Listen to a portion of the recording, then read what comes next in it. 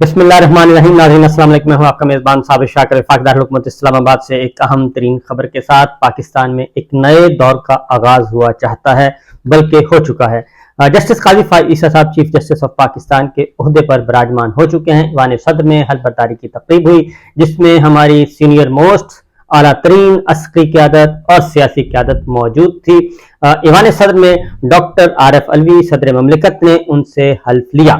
یہ دور بہت ہی پرآشوب ہوگا، بہت ہی مزے کا ہوگا، بلکہ کہنا چاہیے ہجانی کیفیت بھی ہوگی. اور اس میں وجہ یہ ہے کہ جسٹس قاضی فائز عیسیٰ صاحب ایک طویل پرسرات، مشکل ترین پرسرات سے گزر کر اس عہدے پر پہنچے ہیں. اور ان کے بارے میں کچھ عرصہ پہلے تک کوئی نہیں کہہ سکتا تھا کہ جسٹس قاضی فائز عیسیٰ صاحب چیف جسٹس آف پاکستان بنیں گے. وہ اس معاملے میں کافی خوش قسمت ہیں کہ انہوں نے اپنے کیریئر کا آغاز ایک جج کی حیثیت سے نہیں کیا، بلکہ چیف جسٹس کے حیثیت سے کیا تھا. اور وہ واحد عدالتی تاریخ میں مثال ہیں کہ انہوں نے اپنے عدالتی کیریئر کا آغاز chief justice Balochistan high court سے کیا. اور ان کا اس زمانے میں ان کا تقرر ہوا جب وکلا تحریک عروج پہ تھی، اور افتخار چودھری صاحب جو ہیں چیف جسٹس آف پاکستان کے عہدے پر ایک طویل جدوجہد کے بعد وہ بحال ہوئے تھے. اور جب وہ بحال ہوئے تو انہوں نے تمام پی سی او ججز کو فارغ کر دیا تھا. اور تمام پی سی او ججز جب فارغ ہوئے، اور وہ بیسیوں ججز تھے، تھوڑے نہیں تھے، بیسیوں ججز تھے، اور ملک بھر میں چاروں ہائی کورٹس اور سپریم کورٹ کے بیسیوں ججز جو ہیں وہ پی سی او ججز فارغ ہو گئے تھے. اور اس کے نتیجے میں بلوچستان ہائی کورٹ بالکل خالی ہو گیا تھا. تو لہٰذا وہاں پہ سب سے پہلے چیف جسٹس کا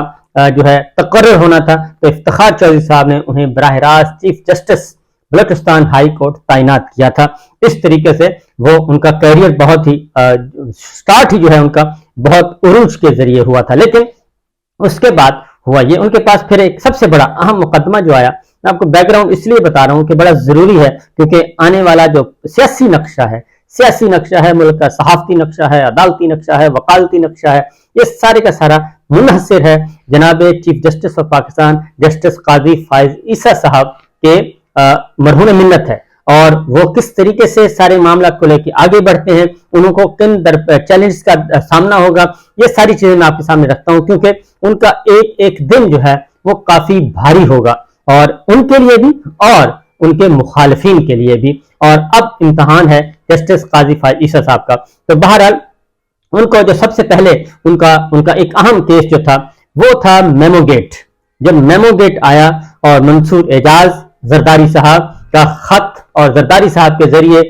حسین حقانی، اور حسین حقانی صاحب کے ذریعے منصور اعجاز، وہ ایک میمو گیٹ آیا تھا جس میں یہ کہا گیا تھا کہ زرداری صاحب جو ہیں وہ پیپلز پارٹی جو ہے وہ ہماری ملٹری لیڈرشپ کے خلاف وہاں پہ خطوط لکھے گئے ہیں. اور اس کے بعد ایک بہت بڑا معاملہ چلا، حسین حقانی صاحب کی گرفتاری تک گیا. حسین حقانی صاحب امریکہ میں سفیر تھے پاکستان کے. تو اس جو تحقیقاتی کمیشن بنا تھا، جوڈیشل کمیشن، اس کے سربراہ جسٹس قاضی فائز عیسیٰ صاحب تھے. اور اس کمیشن نے بھرپور قسم کی ایک رپورٹ سبمٹ کی تھی، اور وہ report supreme court of Pakistan میں گئی، اور سپریم کورٹ آف پاکستان میں وہ رپورٹ ابھی تک وہیں کی وہیں پڑی ہے. اور افتخار چودھری صاحب جو ہیں چیف جسٹس آف پاکستان، وہ بھی منتظر رہے، لیکن اس کے بعد پھر معاملات طے ہو گئے، اور زرداری صاحب کے درمیان اور اس وقت کی ملٹری لیڈرشپ کے درمیان. یہ ہے ایک ابتدا ان کے کیریئر پہ یہ تھا. اس کے بعد انہیں سمجھا جانے لگا کہ یہ پرو اسٹیبلشمنٹ ہے، اور پرو اسٹیبلشمنٹ کے طور پہ ان کو جانا جانے لگا. اور اسی لیے جب یہ لیٹسٹ ڈیولپمنٹ ہوئی تو انہیں پارلیمان میں ان کو مدعو کیا گیا تھا، اور تمام ججز کو. لیکن ججز کوئی بھی نہیں گئے، اور جسٹس قاضی فائز عیسیٰ صاحب گئے اور قومی اسمبلی ہال میں جا کے ایک طرف اسحاق ڈار صاحب اور ایک طرف آصف علی زرداری صاحب موجود تھے، اور وہاں پہ انہوں نے خطاب بھی کیا. اس پہ ان کے ساتھی ججز جو کہ ان کے اپنے لائک مائنڈڈ تھے، انہوں نے بھی جانے سے معذرت کر لی تھی. اور اس لیے اس دن یہ تھوڑی سی ڈویژن ان کو دیکھنا پڑی. بہرحال جسٹس قاضی فائز عیسیٰ صاحب کا پھر دوسرا جو دور ہے، دوسرا اہم ترین واقعہ جو ہے وہ ہے فیض آباد دھرنا کیس. اس میں انہوں نے اس وقت کی ملٹری لیڈرشپ جناب جنرل باجوہ صاحب اور جنرل فیض صاحب جو ہیں، ان دونوں کے بارے میں بھی کچھ نہ کچھ لکھا ہوا ہے، ان کی ججمنٹ موجود ہے. اور اس کے بعد ان کو سمجھا جانے لگا کہ یہ اینٹی اسٹیبلشمنٹ ہیں، اور اس طریقے سے جو اینٹی اسٹیبلشمنٹ اس وقت کا جو دانشور طبقہ ہے وہ ان کے ساتھ جڑ گیا، اور اس کے بعد پھر ایک نیا سفر شروع ہوا۔ پھر ان کے خلاف ایک ریفرنس فائل ہوا، اور ریفرنس جو ہے وہ پاکستان تحریک انصاف کے وزیر اعظم عمران خان تھے، صدر مملکت ڈاکٹر عارف علوی صاحب تھے، ان کے خلاف ایک ریفرنس آیا اور ریفرنس فائل کیا گیا، اور وہ ریفرنس صدر مملکت نے بھیج دیا سپریم جوڈیشل کونسل کو،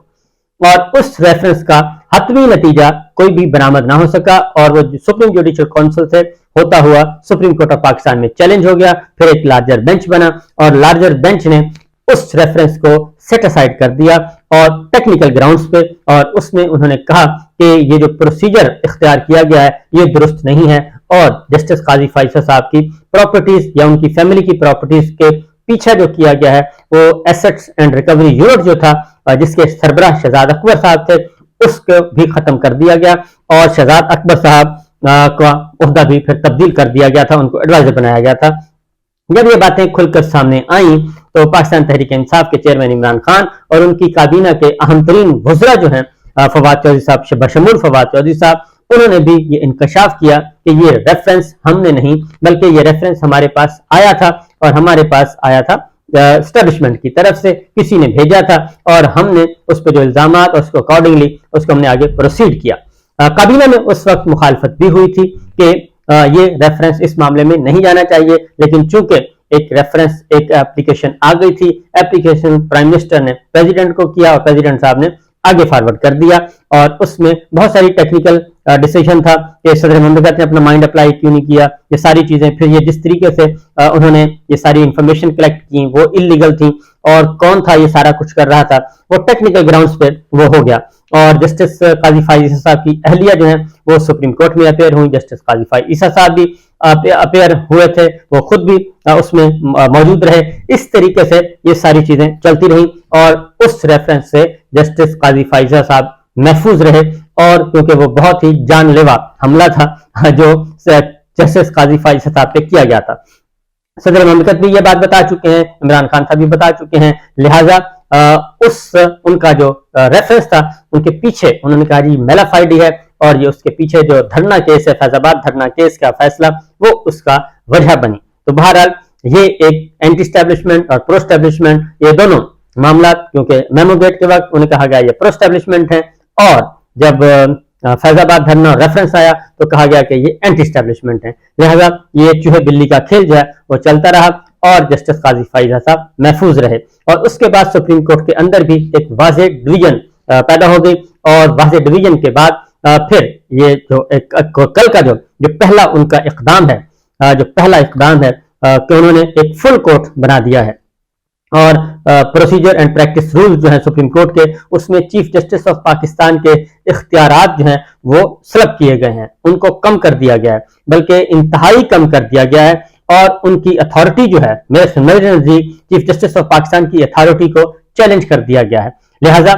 یہ بنیادی طور پہ اس لیے بنایا گیا تھا کہ chief justice of Pakistan Umar Ata Bandial صاحب کے اختیارات کو فوری طور پہ ان کے اختیارات کو روکا جائے، سپریم کورٹ کو ڈیوائیڈ کیا جائے، ججز ڈیوائیڈ ہو گئے، اور جو الیکشن کا معاملہ تھا 14 مئی کو ہونے تھے عام انتخابات، 90 دن کے اندر اندر، اس practice and procedure and practice rules اس ترمیم کی وجہ سے جو سپریم کورٹ میں پارلیمان نے کی، پی ڈی ایم کی حکومت نے، اس ترمیم کی وجہ سے ججز تقسیم ہو گئے، اور دو دھڑے بالکل آمنے سامنے آ گئے۔ ایک کہا گیا کہ جی یہ لائک مائنڈیڈ عمر عطا بندیال صاحب، اور دوسرا جسٹس قاضی فیصل صاحب عمر عطا لائک مائنڈیڈ، ایک کو کہا گیا یہ پاکستان تحریک انصاف، دوسرے کو کہا گیا یہ پی ڈی ایم یا پی ایم ایل این، اس طریقے سے یہ دو دھڑے واضح طور پہ آئے۔ اس کا نقصان total 100% supreme court of Pakistan کو ہوا، اور سپریم کورٹ آف پاکستان کی جو طاقت ہے، آئینی طاقت، وہ ختم ہو گئی، اور اس کے نتیجے میں پھر 14 مئی کا الیکشن بھی نہیں ہو سکا، بلکہ اس کے بعد پی ڈی ایم کی جماعتوں نے، تمام کی تمام جماعتیں وہ آئی، جتھا کی صورت میں آئی، جتھے کی صورت میں حملہ کیا گیا، اور شرح دستور پہ سپریم کورٹ کے دروازے گیٹ کے سامنے آ کے گالم گلوچ، دھمکیاں، سب کچھ کیا گیا، پارلیمان کے اندر بھی گالم گلوچ کی گئی، اور chief justice of Pakistan Umar Ata Bandial صاحب اور آنریبل ججز دیگر تھے، ان کے خلاف بھی تقریریں کی گئیں، نہ صرف تقریریں کی گئیں بلکہ اس وقت بھی कम बेश तकरीबन मैं गलत नहीं कह रहा तो 8 जजेस तो ये जिन्होंने practice and procedure and practice rules suspend किया था उनके खिलाफ रेफरेंस आए, और इसी तरीके से जस्टिस उमर अता बंदयाल साहब चीफ जस्टिस ऑफ पाकिस्तान और दीगर ऑनरेबल जजेस के खिलाफ भी है, जस्टिस काजी फैसल साहब के खिलाफ है, जस्टिस सरदार तारिक मसूद साहब, यानी कि हर जज के खिलाफ कंप्लेंट फाइल कर दी गई और एक बहुत बड़ी गंद मचा दिया गया। और डिवाइड एंड रूल का जो सुप्रीम कोर्ट में आला नमूना हमने देखा। जब ये practice procedure and practice rules आए तो उसके बाद चीफ जस्टिस काजी फैसल साहब जो इस वक्त चीफ जस्टिस हैं, उन्होंने बेंच का किसी भी बेंच का हिस्सा बनने से माजरत कर ली, और सरदार तारिक साहब ने भी माजरत कर ली। इस तरीके से ये डिवीजन चलती रही, और ये डिवीजन उस वक्त तक रही जब तक के चीफ जस्टिस उमर अता बंदयाल साहब कल रिटायर नहीं हो गए, और आखिरी दिनों में आके इनके दरमियान एक खाने की टेबल पे और एक जगह पे नजर आए, अदरवाइज ये नजर नहीं आए। और बहरहाल ये चीजें आपके सामने हैं। तो अब जो मामला है, तो पहला जस्टिस काजी फैसल साहब के, अब इनको समझा जाता है ये मुस्लिम लीग नवाज और जो लाइक माइंडेड है वो समझते हैं कि ये हमें सूट करते हैं, ये हमें मुकम्मल तौर पे भरपूर फायदा देंगे। और मियां साहब जो है नवाज शरीफ साहब, वो भी इन्हीं का इंतजार कर रहे थे कि जस्टिस काजी फैसल साहब आएंगे तो तब वो पाकिस्तान वापसी का ऐलान करेंगे, लिहाजा उन्होंने इन्हीं तारीखों के मुताबिक अपनी वापसी का ऐलान किया। मियां नवाज शरीफ साहब जो है उनकी पूरी की पूरी स्ट्रेटेजी जो है, पॉलिटिकल स्ट्रेटेजी, अब मरहूम मिन्नत है जस्टिस काजी फैसल साहब के साथ जुड़ी हुई है कि वो उनके साथ क्या सलूक करते हैं। वो बहुत अच्छे सलूक की तवक्को लगा के बैठे हैं, इसलिए तमाम के तमाम जो कानूनी दिमाग हैं वो लंदन में मौजूद, और सियासी दिमाग मौजूद, और उनकी प्लानिंग हो रही है, वापसी की हो रही है। और जस्टिस काजी फैसल साहब को हक में मरियम साहिबा ने भी बहुत दफा जलसों में भी उन्होंने बहुत उनके हक में उनके बात की और उनका नाम लेके किया, और एक ऐसा मौका भी आया कि मरियम साहिबा को मैसेज दिया गया कि ये काम ना करें। तो बहरहाल उसके बाद अब जिस सूरत हाल ये है कि जस्टिस काजी फैसल साहब ने हल्फ उठा लिया है, और उनको उन तमाम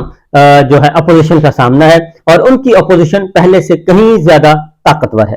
पहले से कहीं ज्यादा ताकतवर है उनकी जो अपोजिशन है। पाकिस्तान तहरीक इंसाफ एक साइड पे हो चुकी, वो तो जेलों में है, और इमरान खान साहब के मुकदमात भी उनके सामने आएंगे। और एक मौके पे इमरान खान साहब ने यह भी कहा कि हमारा मुकदमा इमरान काजी फैसल साहब के सामने न रखा जाए, क्योंकि हमने रेफरेंस फाइल किया है और हमें अच्छे की तवक्को नहीं। जैसे chief justice Islamabad high court Aamir Farooq साहब के बारे में भी यही किया गया है। बहरहाल जस्टिस काजी फैसल साहब आज आ चुके हैं, और उन्होंने पहला जो काम किया है वो पिछले तकरीबन 3-4 महीनों से वो किसी भी बेंच का हिस्सा नहीं बने, और अब जो तब्दीली आई है वो है कि उन्होंने पहला जो हुक्म दिया है वो फुल कोर्ट तश्कील दे दिया है, प्रैक्टिस एंड प्रोसीजर रूल जो है उसके समाअत के लिए। और उसमें एक दिलचस्प बात मैं आपको बता दूं कि 8 ऑनरेबल जजेस उनके खिलाफ पहले ही हुक्म इम्तनाई सादर कर चुके हैं। उसमें सिर्फ एक जज रिटायर हुए हैं, बाकी सबके सब मौजूद हैं। उसमें शामिल थे जस्टिस उमर अता बंदयाल साहब, जस्टिस एजाजुल हसन साहब, जस्टिस मुनीब अख्तर साहब, जस्टिस सैयद मजहर अली अकबर नकवी साहब, जस्टिस मोहम्मद अली मजहर साहब, जस्टिस आयशा मलिक साहिबा, जस्टिस सैयद हसन अजहर रिजवी साहब, और जस्टिस शाहिद वहीद साहब। इनमें से सिर्फ एक ऑनरेबल जज चीफ जस्टिस पाकिस्तान उमर अता बंदयाल साहब रिटायर हुए हैं, बाकी सबके सब मौजूद हैं, और अब उनमें 7 ऑनरेबल जजेस के साथ एडिशन हो जाएगी दीगर जजेस की। तो इस तरीके से जो मेरी इत्तला के मुताबिक ये एक सुप्रीम कोर्ट पे हमला हुआ है। अब जस्टिस काजी फैसल साहब का ये मसला नहीं है, ये है चीफ जस्टिस ऑफ पाकिस्तान के ओहदे का मसला, और चीफ जस्टिस ऑफ पाकिस्तान के ओहदे को बेतौकीर करने की कोशिश की गई थी ये पीडीएम की हुकूमत ने इसके जरिए, ताकि उनके इख्तियारात खत्म किए जाएं और एक नया तनाजा खड़ा किया जाए और आम इंतखाबात के मामले से बचा जाए। तो बहरहाल ये अब एक आ गया है। अब चीफ जस्टिस काजी फैसल साहब ने वो हेड करेंगे, और बाकी तमाम के तमाम जजेस उनके साथ होंगे, और देखते हैं कि ये क्या नतीजा निकलता है। उसकी वजह यह है कि उनके आने से पहले ही मैंने बताया कि उनको सख्त अपोजिशन का सामना है। इरफान कादर साहब जो हैं वो सबसे पहले आए हैं मैदान में, और उन्होंने कहा है कि प्रैक्टिस एंड प्रोसीजर के कानून को मुअत्तल किया गया था, साबिक चीफ जस्टिस ने इस कानून को गलत मुअत्तल किया गया है, और मौजूदा चीफ जस्टिस को साबिक चीफ जस्टिस के पुराने फैसले खत्म करने पड़ेंगे, इसलिए उनको पहले से ही डिक्टेशन दी जा रही है,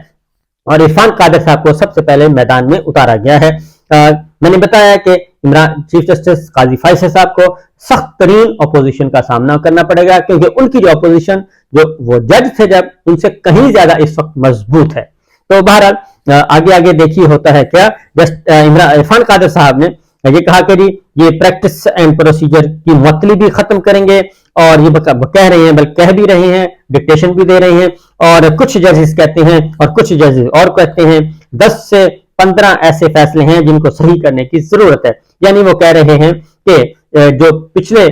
जस्टिस उमरता बंदयाल साहब के दौर में जितने भी फैसले हुए वो सारे के सारे अनडू किए जाएं, ये उनका मुतालबा है। अदालत का जो इमेज खराब हुआ है, जस्टिस काजी फाइज साहब बहाल करेंगे। हालांकि अदालत का इमेज खराब नहीं हुआ,